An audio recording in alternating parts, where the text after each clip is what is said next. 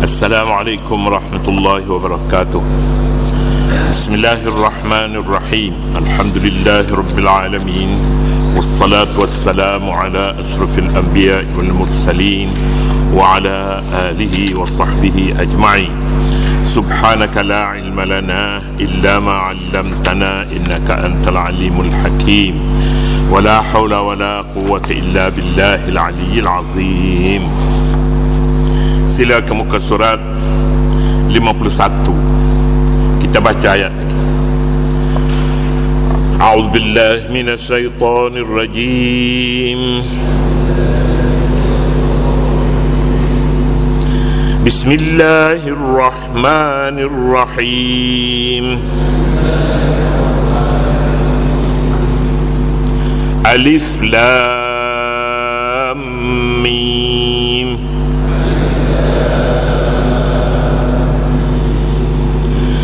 ذلك الكتاب لا ريب فيه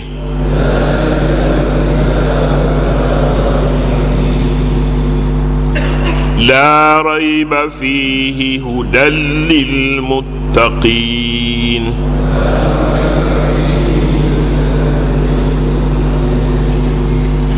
الذين يؤمنون بالغيب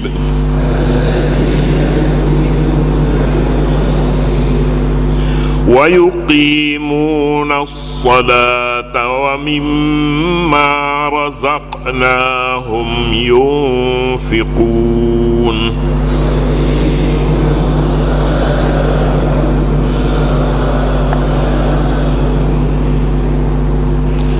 والذين يؤمنون بما أنزل إليك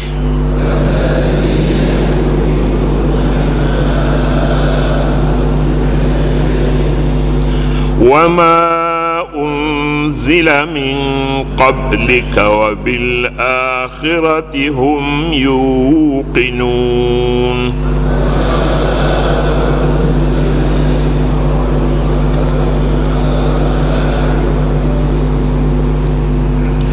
أولئك على هدى من ربهم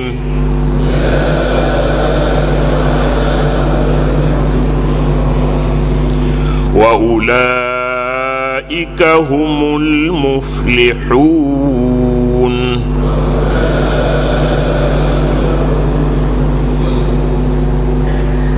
صدق الله العظيم.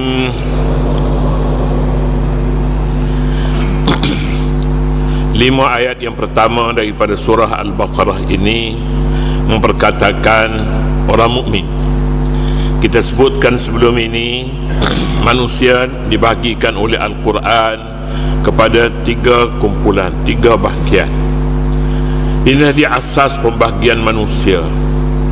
Pembahagian atas dasar ini adalah merupakan pembahagian asas warga negara dalam sebuah pemerintahan: mukmin, kafir dan munafikin. Al-Quranul Karim langsung tidak melihat kepada perbezaan-perbezaan lain, rupa, perbezaan warna kulit, perbezaan bahasa, bangsa, keturunan dan sebagainya tidak disebutkan. Padahal inilah tempatnya ayat Al-Quranul Karim ingin mengasaskan sebuah negara, namanya negara bertamadun. Negara bertamadun sebelum daripada Islam diturunkan dan sebelum daripada pembinaan tamadun Madinah.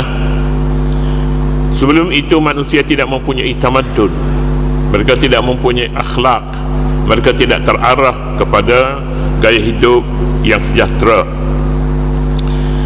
Ayat ini, kumpulan ayat ini menyebutkan ciri-ciri orang mukmin. Pertama, allazina yu'minuna bil ghaib, mereka beriman kepada perkara ghaib. Perkara ghaib hari akhirat yang meliputi alam barzakh, meliputi dosa pahala, meliputi syurga neraka, meliputi azab seksa, meliputi pembalasan. Al-yu'minuna bil ghaibi, mereka beriman kepada perkara-perkara ghaib. Satu makna yang kedua, yu'minuna bil ghaibi, mereka beriman dalam keadaan mereka itu ghaib, dari pandangan orang ramai.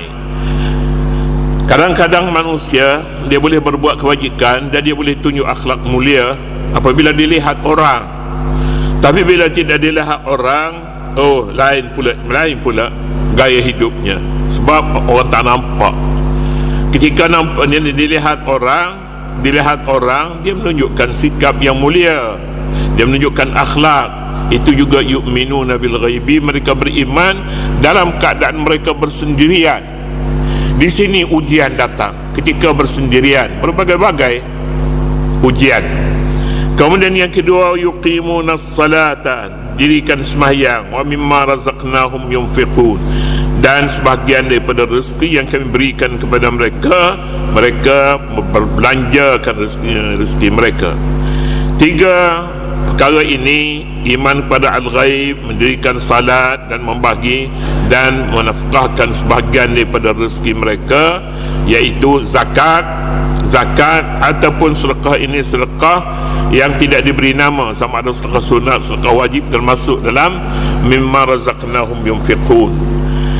Jika tiga perkara ini diambil untuk dijadikan asas dalam pembahagian manusia mukmin, maka sudah mencukupi untuk dikategorikan sebagai warga negara Islam yang tidak bermasalah. Mereka mendirikan sembahyang, mereka mengeluarkan zakat dan beriman kepada perkara gaib. Kemudian ayat yang kelima, ulaika ala hudan mir rabbihim wa ulaika humul muflihun. Inilah orang yang mendapat petunjuk.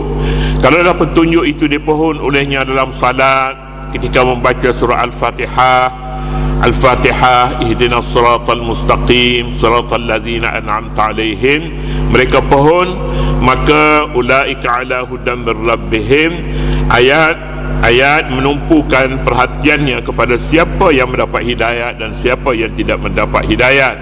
Ini orang yang mendapat hidayat, mereka iman bil ghaib, mereka dirikan salat. Bukan dirikan salat, yuqimuna, membetulkan. Aqama, yuqimu maknanya betul, yuqimuna salat. Dan ini penting sebenarnya. Saya ramai juga sahabat-sahabat kita di masjid ni juga, dia suruh tegur beberapa orang. Dia kata dia nampak semayang dia tak molek. Sama-sama ahli jamaah ni saja, saya kata saya tegur, tak boleh nak pergi tegur ke dia. Awak tegur sendiri lah dah, awak nak nampak apa saya nak tegur. Saya boleh tegur depan ni, tapi tak boleh juga nak tumpukan khusus di mana salahnya. Tak boleh. Itu dakwah bil hikmah. Kalau saya boros sangat duk tegur-tegur orang, tak boleh. Tiap kali di sini asyik duk tegur saja semayang, tak kena jugalah. Tapi dia katanya ramai orang semayang tak betul. Tak betul macam mana dia sebutlah beberapa perkaranya. Jamaah kita juga, dia katanya dia nak tegur pun, dia katanya dia tak cukup taraf, tak cukup kedudukannya. Dia pun tahu juga. Prinsipnya membetulkan salat ini sangat mustahab. Setengah masjid disebutnya tahsin salat. Tahsin ini mengelokkan, mencantikkan. Tetapi sebelum daripada mencantikkan salat tu perlu dibetulkan terlebih dahulu. Dibetulkan ini bukan tak cantik. Ini peringkat pertama, dan peringkat yang kedua barulah tahsin salat. Salat ini sebenarnya orang mukmin yang melihat salat kita adalah cermin kita. Cermin. Jadi cermin ini kita tidak nampak, tak nampak diri sendiri. Kita nampak apabila orang tegur kita. Saya lamalah saya bacanya Allahu Akbar kabira walhamdulillah katsira. Sejak kecil dulu lagi kita baca begitu. Tiba-tibanya seorang penceramah di sini kuliah subuh, dia kata betulnya Allahu Akbar kabira. Saya pun baru ingat itu memang betul Allahu Akbar kabira. Jangan Allahu Akbar kabira. Allahu Akbar kabira itu tak boleh, bahasa Arab dia tidak macam tu. Huruf di tengah-tengah ayat yang kita sambung begitu, tiba-tiba dia mati huruf akhir. Allahu Akbar kabira. Tak boleh. Akbaru kabira. Katanya betul begitu. Tapi dia ni duduk dalam doa iftitah. Salah tu tidaklah besar sangat. Tapi kalau kesalahan tu dalam Fatihah melibatkan, tidak sah salat. Tidak sah salat.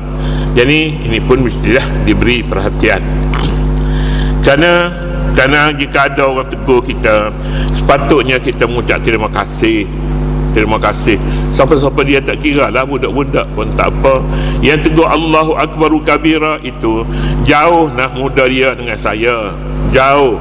Saya ingatnya 20 tahun, 30 tahun. Tapi kita dah selama itu pun tak sedar. Tak sedar yang bacaan tu salah.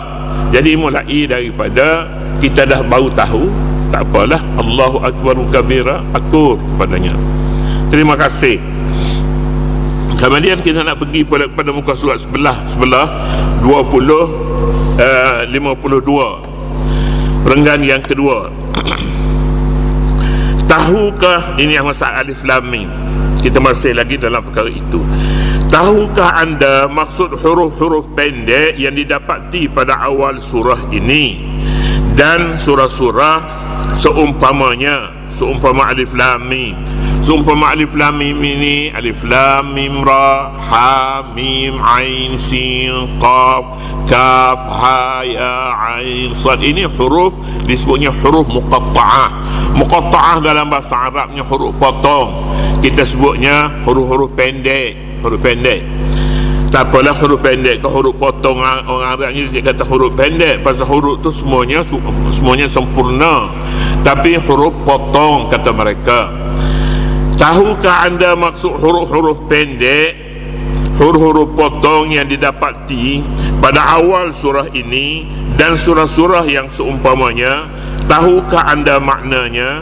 Jika tidak tahu, berarti ia termasuk dalam kumpulan ayat-ayat mutasyabihat. Kalau kita tak tahu alif lam mim, tahu maknanya? Tak tahu.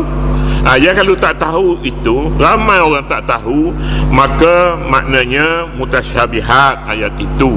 Mutasyabihat artinya ayat tak jelas maknanya, yang hanya diketahui oleh Allah dan orang yang mendalam ilmunya. Itu saja. Yang mendalam ilmu ni orang yang betul-betul pakar lah, bukan yang orang yang tak berapa terpakai. Tak terpakai ni tak boleh nak kira dia.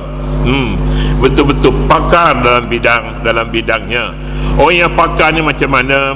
Mereka mempunyai pedoman yang jelas sebenarnya dalam kaedah, menerima kaedah untuk memahami Al-Quran. Jangan gopoh benda-benda yang kita tahu kita pegang gasak saja. Ini Quran tak boleh begitu. Sabar kalau kita tak faham. Satu hari nanti akan terbuka kepada kita insya-Allah apakah makna yang sebenar daripada ayat Al-Quran itu. Begitu adabnya dengan Al-Quran. Semua orang tak ada yang memiliki ilmu yang sempurna. Tak ada. Yang adanya orang yang sedar, yang orang yang nabi-nabi itu pun setelah diberitahu Allah Subhanahu wa taala kepadanya. Kalau begitu, patut juga disebutkan di sini, sejarah tidak pernah menceritakan ada orang Arab, sama ada musyrikin Arab atau kaum jahiliyah, yang mempertikaikan Al-Quran menyentuh kesucian Al-Quran dengan adanya huruf muqatta'ah di dalamnya.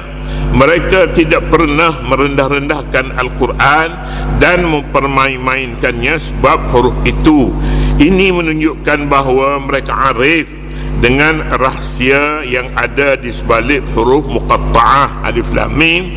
Meskipun kewujudan huruf ini dalam Al-Quran tidak dipertikaikan oleh orang Arab musyrikin dan jahiliyah, namun tiada siapa pula yang menjelaskan erti dan maksudnya.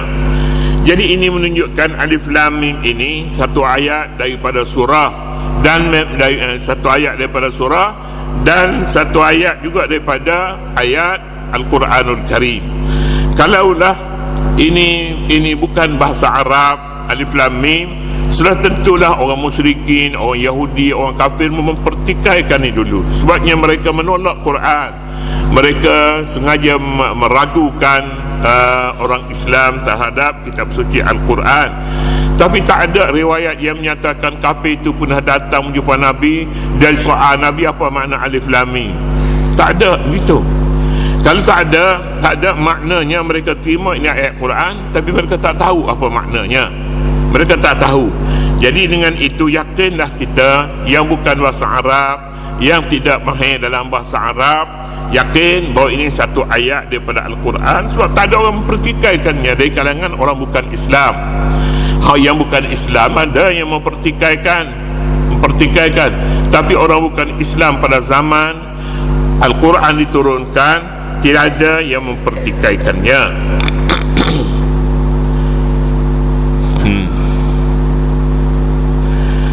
Sejauh yang diketahui tentang huruf ini, terdapat lebih daripada 40 pendapat cuba menjelaskan erti huruf muqatta'ah sebagaimana yang dikemukakan dalam kitab-kitab tafsir. Ada 40. Jadi bila 40 ni ramai sangat ni, ramai sangat. Jadi bila ramai sangat ni kita tak faham pun tak apalah, kita pakai biar begitu sajalah. Kita banyak kerja lain lagi. Banyak kita nak perhatikan mana-mana yang kita boleh faham dengan mudah, maka itu matlamatnya.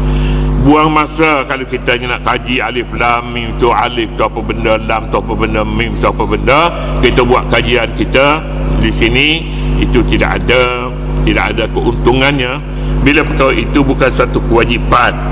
Antara pendapat yang dikemukakan oleh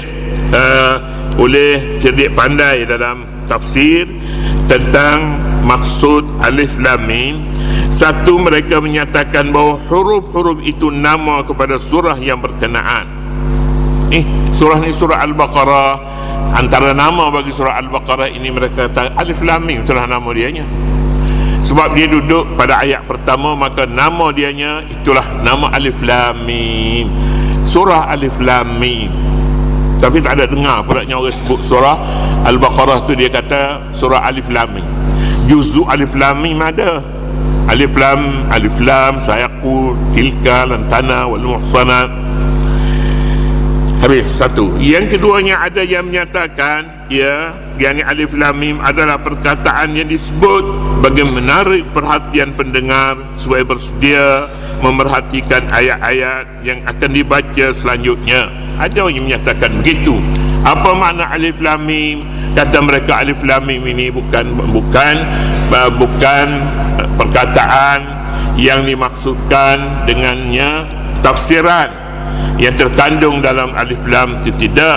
Tapi ini ucapan bagi seorang yang ingin menyampaikan suatu syarahan, satu ceramah. Dia sebelum ceramah dia sebut alif lam mim, alif lam mim, alif lam mim, supaya orang tertarik yang tidur tu pun bangun, sedar apa benda ni, apa benda ni, nak ceramah apa ni. Ini dulu, tapi sekarang ni dah tak ada dah. Yang sekarang ni orang baca alhamdulillah wassalatu wassalam, macam-macam lagi doa. Kadang-kadangnya terlampau panjang sangat, terlampau panjang. Masa nak ceramahnya sikit je, masuk insya berhentilah. Pasal kita ada kerja. Tapi kalau kita ada kerja, kita makan masa panjang, kita tinggal semayang, tak kena. Saya rasa tak kena lah. Semayang dulu, ceramah, masuk waktu insya, berhenti. Kecuali kita ada masa panjang dan apa orang ramai pun tak gelisah, tak apa. Orang ramai duk gelisah ni, siapa dia buat jemaah lain duduk belakang misalnya. Oh tak betul lah tu, tak betul. Lebih tak betul lagi kalau kita ambil masa orang, tak apa. Orang ambil masa kita tak boleh, pasal kita suntuk sangat masa. Semua orang masa ni seperti emas. Yang ketiga, apa makna alif lam mim? Alif lam mim yang ketiga menyatakan bahawa huruf-huruf itu dibaca bagi memisahkan antara dua tajuk sebelum dan selepasnya, atau bagi memulakan bicara topik yang baru. Ada juga yang menyatakan begitu, pemisah di antara dua tajuk, bukan di antara dua ayat. Pemisah antara dua tajuk, satu tajuk alif lam mim, yang kedua tajuk zalikal kitabu. la raiba fihi hudal lil muttaqin. Jadi alif lam mim itu, alif lam mim pemisah di antara dua tajuk. Jadi kalau begitunya dalam surah Al-Baqarah ini alif lam mim satu saja. Maknanya memisahkan di antara dua tajuk itu, satu ayatnya pendek sangat alif lam mim, tapi dia merupakan satu tajuk besar. Sehingga boleh dianggap sudah seimbang. Kalau sebelah ni alif lam mim ada, kemudian berapa ayat lagi nya, 200 ayat lagi berada di sebelah. Bila ditimbang yang kedua ini dia seimbang. Jadi kalau begitu besarnya kandungan alif lam mim ini, sehingga dia boleh dianggap mengimbangi dengan ayat-ayat yang kemudiannya. Kemudian yang keempat, menyatakan huruf-huruf itu, huruf alif lam mim adalah kata-kata pujian Allah kepada zat Allah sendiri. Puji-pujian itu lebih merupakan isyarat kepada nama-nama Allah yang indah-indah. Isyarat pada nama Allah yang indah-indah tu nama mana? Nama Al-Asma'il Husna, itu namanya nama Allah yang indah. Al-Husna maknanya cantik-cantik, indah-indah. Itu dia. Huwal Malikul Quddusus Salamul Mu'minul Muhaiminul Azizul Ghaffarul Jabbar. Itu semuanya nama-nama Allah yang indah, yang indah-indah. Seterusnya, setengah para ahli bermunajat dalam doa-doa mereka dengan menyebut huruf-huruf ini seperti kaf, ha, ya, ain, sad, kemudiannya atau dengan ha, mim, ain, sin, qaf dan sebagainya. Ada terutama sekali wirid-wirid yang datang daripada kalangan orang sufi, mereka sebutnya kaf, ha, ya, ain, sad, macam-macam lagi lah doa. Mereka doakan selepas dari menyebut huruf-huruf ini, seperti kaf, ha, ya, ain, sad, seperti ha, mim, ain, sin, qaf dan sebagainya. Kemudian yang kelima, kebanyakan ulama tafsir termasuk Ibn Katsir dan lain-lainnya berpendapat huruf-huruf ini disebut pada awal surah untuk menyatakan i'jaz Al-Quran. Semua makhluk ini lemah untuk membawa bacaan seumpama Al-Quran, sekalipun Al-Quran tersusun daripada huruf-huruf hijaiyah. Huruf hijaiyah ni huruf alif bata yang digunakan oleh mereka dalam ucapan dan sebutan harian mereka. Jika ternyata mereka lemah untuk membawa seumpama Al-Quran, maka kelemahan itu dengan sendirinya menunjukkan Al-Quran adalah kitab mukjizat. Ada yang mengatakan alif lam mim itu ini i'jaz Al-Quran. I'jaz Al-Quran yang terdiri daripada huruf-huruf ini, huruf-huruf alif lam mim yang disebutnya huruf hijaiyah. Huruf hijaiyah alif lam mim salah satu ataupun 3 huruf daripada 28 ataupun 29 huruf. Jadi kalau Quran itu terdiri daripada huruf hijaiyah dan dia mukjizat yang menggagalkan orang Arab sendiri yang tinggi ilmunya dalam bahasa Arab, gagal mencipta biarpun satu ayat pendek daripada ayat Al-Quran. Ciptalah, wa in kuntum fi raibin mimma nazzalna ala abdina fa'tu bisuratin min mislih. Kalaulah kamu nak pertikaikan Al-Quran, sedangkan Al-Quran itu menggunakan huruf alif bata, maka kamu tak payah pertikai, kamu buat sendiri Quran. Kalau tak boleh sebuah Quran pun satu ayat cukuplah.